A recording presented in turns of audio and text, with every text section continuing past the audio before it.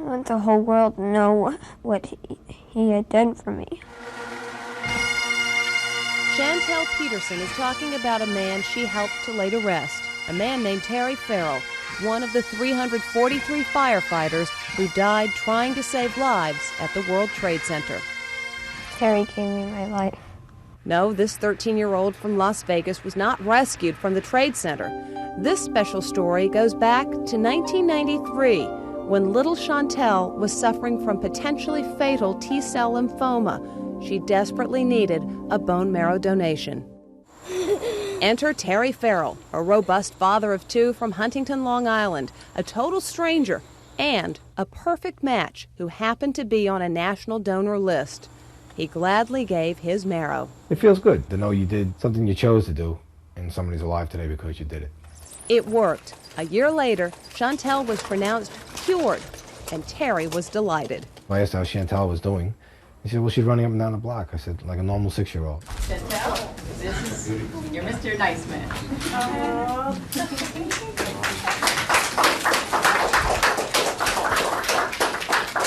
And when at last they met, it was a friendship for life between the grateful little girl and the fireman who knew just how precious life is. We work in a dangerous profession, and you know, one day you might walk out the door, you might not come home again. For Terry, that day was September 11th. Chantel will never forget how she got the tragic news from her mom, Sherry. She said that they had found his body, and I start smiling, and I go, is he okay? And my mom said, no.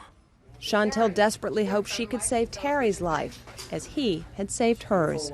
She was getting ready for school, and she says, Mom, is something wrong with Terry? Do I need to give him some blood or something? I wish I could have told her yes. And so the Petersons made the long trip to Long Island for a final farewell to Terry, whose own children, TJ and Rebecca, mourn the man they remember as a devoted dad who always found time for them. I'm sad and angry at the same time because my hero was killed. Chantal gathered her strength to give a reading at the funeral service for the man who saved her life. I felt his warmth and just trying to prove that I could be as brave as he was. This is a medal Chantal will always treasure. It came from Terry's uniform, a memento of courage she'll always keep from the man who never made a big deal out of what he did for her. I don't go out and start telling everybody, yeah, pat me on the back, I'm a great guy here. It's like, because there's people who know I'm not that great all the time. But there's a young girl from Las Vegas who would disagree with those words when it comes to Terry Farrell, for whom Chantel has some final words of her own. I won't forget you, and I will always love you forever. Are my eyes glazed? This woman may look and sound drunk, but she's not. She's actually suffering a massive stroke.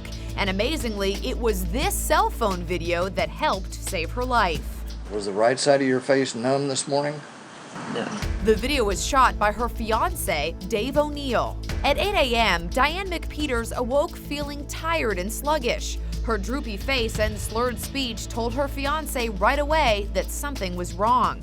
But Diane refused to go to the hospital. And so because I wasn't hurting or anything, like I said, so I didn't really think about being a stroke. Never even crossed my mind. She was very slow to respond to what I was telling her. She would not, she had a droopy face. She was talking in a very, very low tone, which is something she doesn't do very often, unless there's something wrong. And so I was trying to get her to, let's go to the hospital and get this taken care of. I was definitely worried.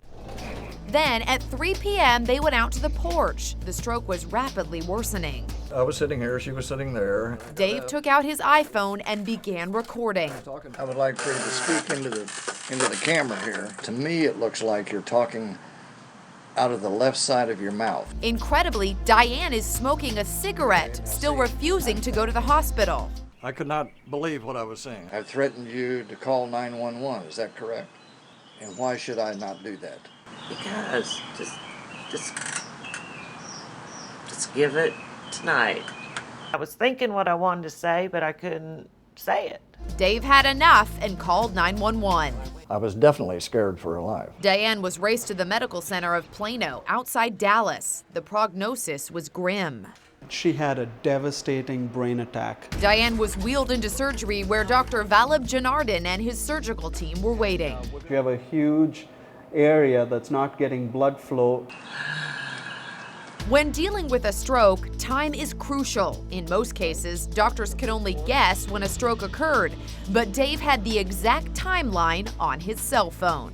It was absolutely critical for me to know when the symptoms started. Dr. Janardhan showed Diane how he snaked a micro-thin catheter through her body up to her brain to remove the clot and put her on the road to what he expects will be a full recovery.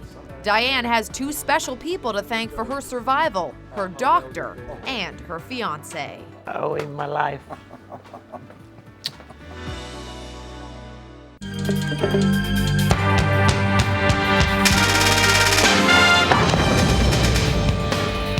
Stories of medical miracles are not necessarily that new, but this is a special story.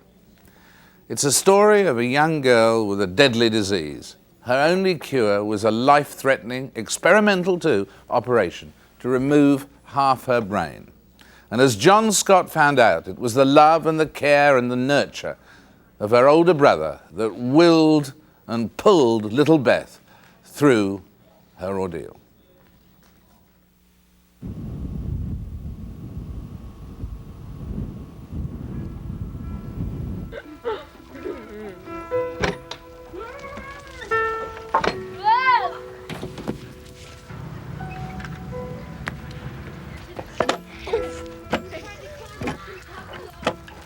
She was on a seesaw with an older boy. And when she was up in the air, the older boy got off and she fell. That's when she had her first seizure, and I ran and brought her in and told the office. They called my mom, and my mom came and called an ambulance. Then brought her to the hospital.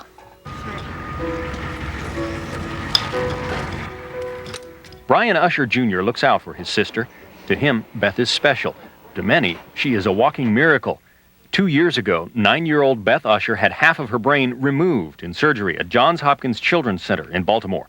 Doctors operated to save her life and give Beth a chance to live normally. Today, Beth is a third grader in Storrs, Connecticut. But Brian Jr. remembers the 2.5 years of pain that his little sister went through.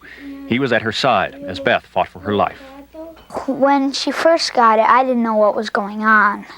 So I didn't really know. I thought it was just something she was going through, and then after a few weeks she'd be better. But after a month or so, I started to get real worried. Beth Usher was a normal 5-year-old until the day she fell off the seesaw. Then the seizures started, one after another, up to 100 a day, seizures that were starting to kill her. It took over a year for doctors to find that it wasn't the fall that was causing Beth's problems. A rare disease called Rasmussen's encephalitis was attacking Beth's brain, causing it to shrink. Brian Jr. was with his sister as she was treated at hospital after hospital. Sometimes I was even mad at the doctors. She had about 10 tests every day. It was really painful for her. So I just felt like I was gonna just explode. I was so mad. There is no drug treatment for Rasmussen's encephalitis, but almost 2 years into the disease, Beth's family found hope at the Johns Hopkins Children's Center. They were offered 2 options. Watch the disease cause Beth to deteriorate. Untreated, she would die within 4 years. And the second, radical brain surgery, a hemispherectomy, removed the diseased portion of Beth's brain, the entire left hemisphere. The operation is not without risk. Children die. Of the 25 hemispherectomies that we've done, we've had 1 child who's died. One child who was left more impaired than she was at the time she went into operation. Most of our children have done very well, but these are operations which have major risk. The Ushers made the hardest decision of their lives when they decided to let Beth take the risk of surgery on February 4th, 1987. It was like 10 minutes before the operation, before they were going to put her to sleep and start the operation. She called me, and she was almost crying. It was just so scary then. Beth Usher was in surgery 12 hours. Hemispherectomies are performed almost exclusively on children because, if successful, a child's brain naturally transfers the information from the diseased lobe over to the healthy side. They have a chance of coming out of the operation with their faculties intact. But Beth did not come out of it. She went into a coma. We were blaming ourselves. What did we do? What did we do to this poor kid? All the Ushers could do was wait. Days turned into weeks as Beth lay in a coma. I would go into the chapel. There was a little chapel in the hospital, and I would pray for her. Then Brian Jr. would go upstairs to his sister's room. And crawl right into bed with her and hug her and talk to her and rub her back and, just try to comfort her because it was the only thing that he knew how. And she was in a coma for about a month, and when she finally woke up, my mom and dad, I was at my aunt's house, and my mom and dad called me in the morning and told me, and I was so excited I was jumping around. Slowly, Brian's little sister came back to life. I can remember is that he would tell me that everything would be all right, and he told me that I would get out of the hospital soon. Like a dream come true, Beth Usher came home in the spring of '87. She was back in school before it let out for the summer. Today, Beth has slight paralysis on her right side. She takes one special education class in reading, but other than that, she's a regular third grader. Her brother Brian is still looking out for her, though. He says he always will. Yes, I do. I really love her. She does a lot for me and helps me. He's fun to be with because he makes me feel better. He reads me books and plays with me. Helps me clean my room.